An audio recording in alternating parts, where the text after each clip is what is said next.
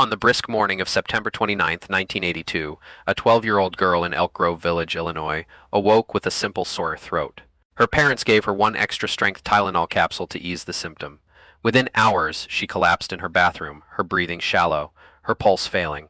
The paramedics who rushed her to the hospital were entirely unaware that they were stepping into ground zero of a crisis that would permanently rewrite the rules of public safety. The sudden catastrophic physiological collapse defied standard pediatric medical profiles. Emergency room physicians desperately administered oxygen and cardiopulmonary resuscitation, but the child's cellular respiration had already been irreversibly halted. Her death was initially attributed to a massive stroke, a bizarre and highly improbable diagnosis for a healthy preteen. The true mechanism of her demise remained hidden at the microscopic level, waiting for a broader pattern to emerge across the Chicago suburbs. That same afternoon in a neighboring town, a 27-year-old postal worker named Adam Janis suddenly collapsed and died after complaining of minor chest pain. When his grieving brother and sister-in-law gathered at his home later that evening, they both developed pounding headaches. Seeking relief, they reached into the same medicine cabinet Adam had used hours earlier. By nightfall, both were dead. The staggering statistical impossibility of 3 sudden unexplained deaths in one household forced investigators to look for a shared environmental trigger.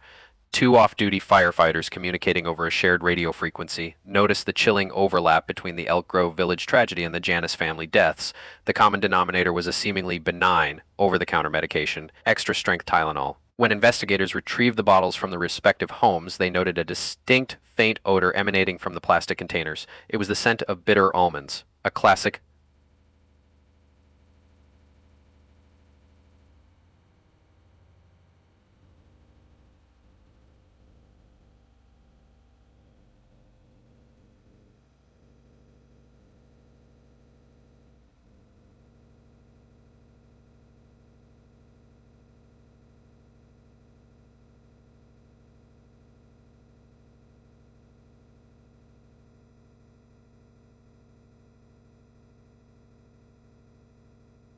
The forensic reports indicated that each tainted pill contained between 65 milligrams and 100 milligrams of the deadly compound. To understand the sheer malice of this act, one must look at the established lethal dose, which is the exact amount of a substance required to kill a human being. The lethal dose for potassium cyanide is a mere 10 milligrams. The killer had packed each capsule with nearly 10 times the amount needed to ensure a rapid, agonizing death. Investigators meticulously examined the physical properties of the recovered capsules to determine the modus operandi, which refers to the specific method of operation employed by the perpetrator.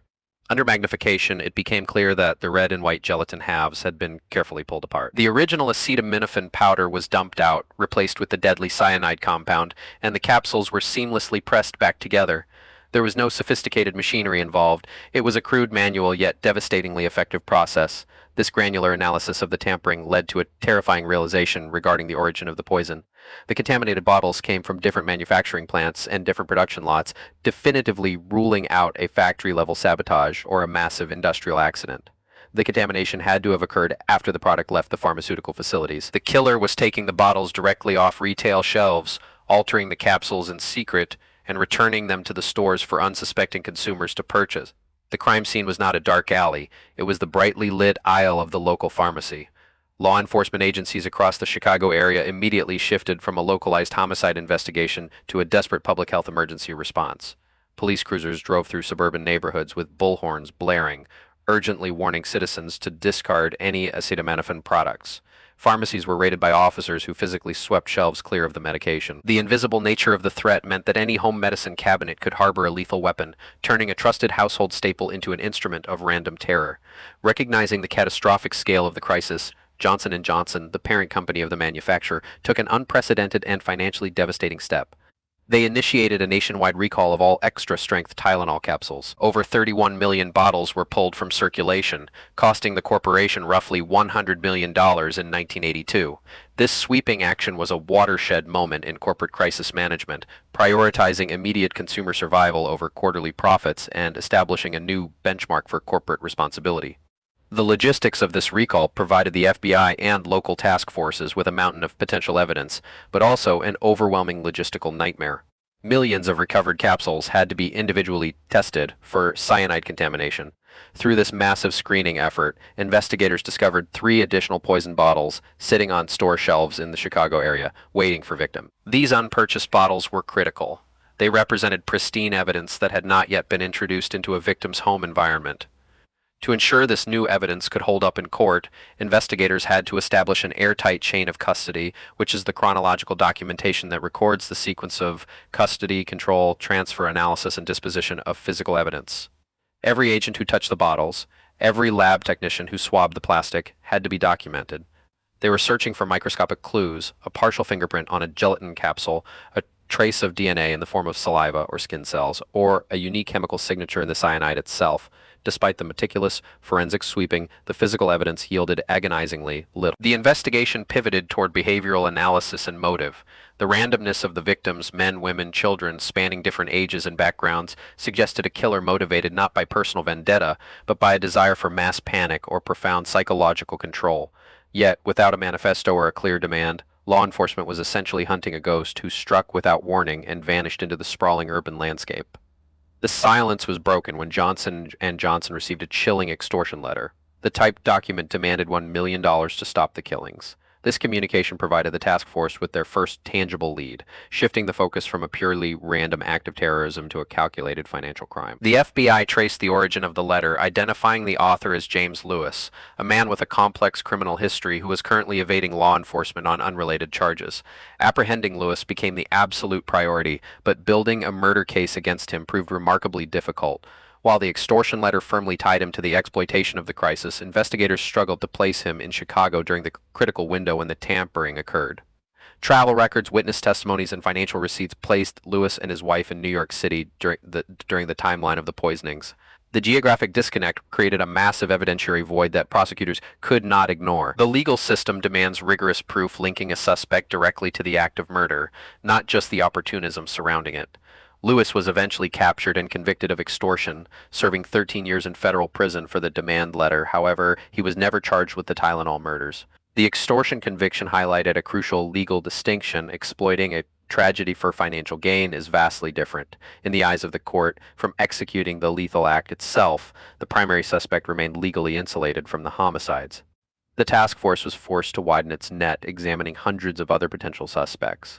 They scrutinized disgruntled pharmaceutical employees, local eccentrics, and individuals with a history of chemical knowledge. In each case, investigators actively sought exculpatory evidence, which refers to information or facts that excuse, justify, or absolve a defendant from alleged fault or guilt.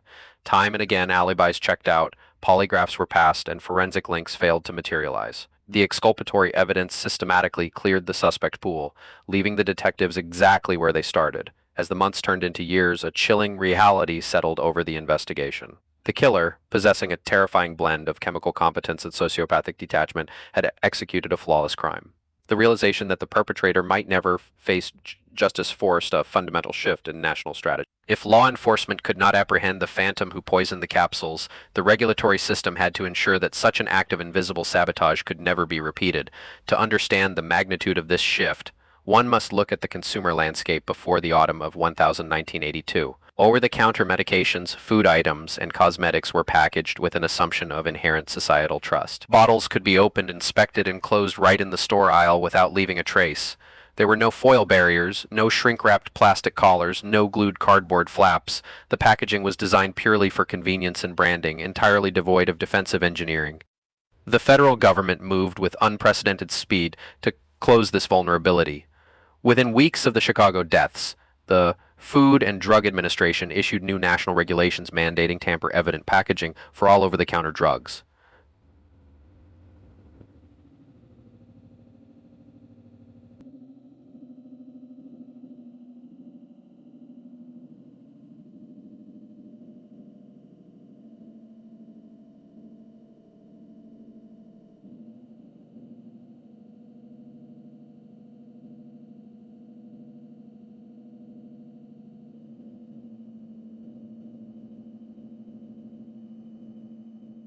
This was not merely a suggestion, it was a strict legal compliance standard that reshaped the entire manufacturing supply chain. The engineering response birthed the modern architecture of product safety. Pharmaceutical companies introduced multi-layered defense systems. Bottles were suddenly equipped with induction-sealed foil over the mouth, tightly wound plastic shrink bands around the cap, and cotton wads stuffed inside to prevent capsule movement. The capsules themselves were eventually phased out in favor of solid caplets or gel caps that were sealed in the middle, making them nearly impossible to pull apart and reassemble without leaving obvious physical damage. This rapid physical transformation of packaging engineered a profound psychological shift in the American public. Consumers were trained to become active participants in their own safety, scanning for broken seals and punctured foil before making a purchase. The assumption of trust was permanently replaced by an institutionalized skepticism. The tamper-evident packaging served as a daily, tactile reminder of the 1982 tragedy, a silent contract between manufacturer and buyer that acknowledged the ever-present threat of invisible malice. Unfortunately, the new safety measures were immediately tested by a grim sociological phenomenon. The intense media coverage of the Chicago case spawned a wave of copycat crimes across the country. Individuals attempted to poison mouthwash, eye drops, and other medications, seeking the same dark notoriety. However, the newly implemented packaging standards largely functioned as designed. The tamper-evident seals successfully flagged compromised products, preventing mass casualties and proving the efficacy of the rapid regulatory response. The stark contrast between the pre-1982 vulnerability and the post-1982 security is best illustrated by subsequent criminal cases. In 1986, when Stella Nicole attempted to murder her husband using cyanide-laced Excedrin capsules in Washington state, she had to defeat the new packaging. Her clumsy attempts to bypass the tamper-evident seals left physical trace evidence that investigators successfully identified. The packaging, born from the failure to catch the Chicago killer, directly provided the forensic clues needed to secure a conviction in a later similar crime. Yet the original architect of this national panic remains unidentified. The 1982 Tylenol murders persist as one of the most infamous unsolved cold cases in American history. Decades of technological advancements in DNA analysis and digital forensics have been applied to the preserved evidence, but the results have remained inconclusive. The killer operated in an era just before modern forensic science could capture the microscopic shedding of human identity, leaving behind a flawless, sterile crime scene. For the detectives who walked the aisles of those Chicago pharmacies and the toxicologists who measured the lethal doses, the case is an enduring source of professional frustration. They successfully reconstructed the timeline, identified the poison, and understood the methodology. But the ultimate question of who committed the crimes remains a void in the historical record. The investigation stands as a testament to the limitations of forensic science when confronted with a truly random, meticulously executed act of violence. The legacy of the crisis is undeniably dual-natured. It is a haunting narrative of a phantom killer who shattered the illusion of safety and vanished without a trace. Simultaneously, it is the origin story of a robust global standard of consumer protection. Every time a consumer struggles to peel back a foil seal or break a plastic collar on a bottle of medication, they are interacting with the direct physical legacy of the 1982 Tylenol murders, a permanent barrier built to hold back the dark.